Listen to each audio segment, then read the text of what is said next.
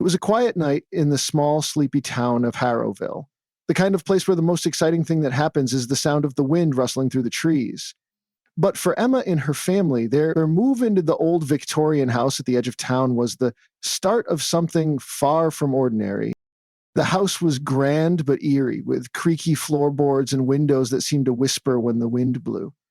It had been abandoned for years, but the price was right, and Emma's family was looking for a fresh start. The house had a certain charm, though it felt like there was something not quite right about it. Perhaps it was the way the air always felt heavy, or the unsettling silence that lingered when the sun went down.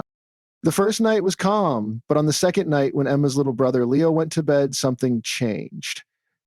It started with the faintest sound, barely noticeable at first. Just a soft whimper in the distance. Emma thought it was Leo having a bad dream, but when she went to check, he was fast asleep. Confused, she shrugged it off as the house settling.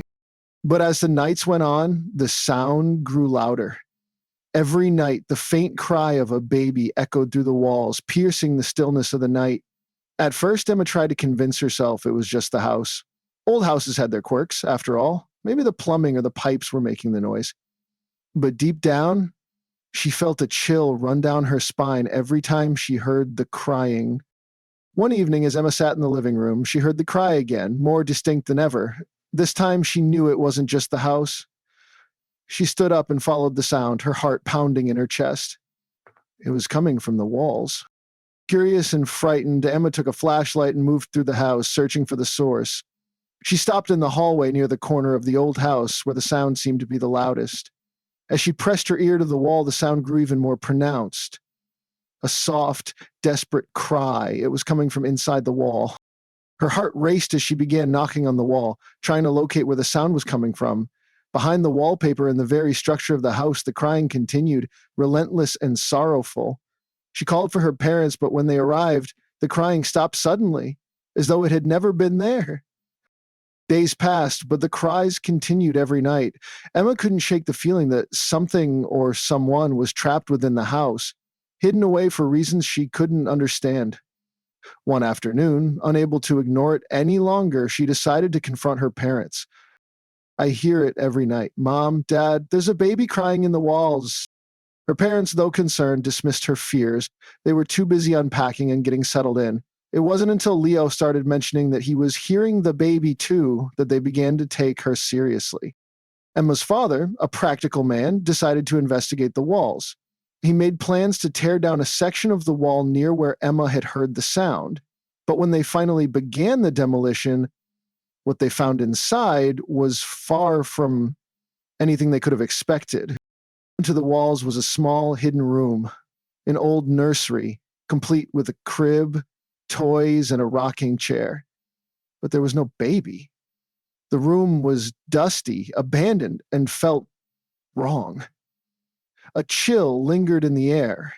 As Emma stepped inside, the cries returned, echoing in the room around her. Her father, shaking, searched the room and uncovered a small old photograph tucked behind a loose floorboard. It was a picture of a woman holding a baby, her eyes wide with terror. Below the photograph was a name, Margaret Hensley, but there was no other information. Just the photo and the name. That night, Emma couldn't sleep. The cries had stopped for now, but the air felt heavy, as though something lingered in the house, watching them. The next day, she did some research into the history of the house. What she found shocked her. Margaret Hensley had once lived in the house decades ago. She had been a young mother, but her baby had disappeared without a trace. The town had whispered that she had gone mad with grief and that she'd vanished shortly after the incident. No one knew what had happened to the baby, and the mystery had never been solved. But now, with the discovery of the hidden room, Emma couldn't help but feel that something dark had been left behind. A restless spirit trapped in the walls of the house. The crying baby. Was it a reminder of something that never should have happened? Or was it the spirit of the child still calling out for help, even after all these years? Days turned into weeks, but the cries continued. Emma's family tried to leave, but something always pulled them back to the house, and with each passing night, the baby's cries grew louder, more insistent, as if it were waiting for someone to listen. And no one knew whether they'd ever truly escape the haunting sound of the crying baby in the walls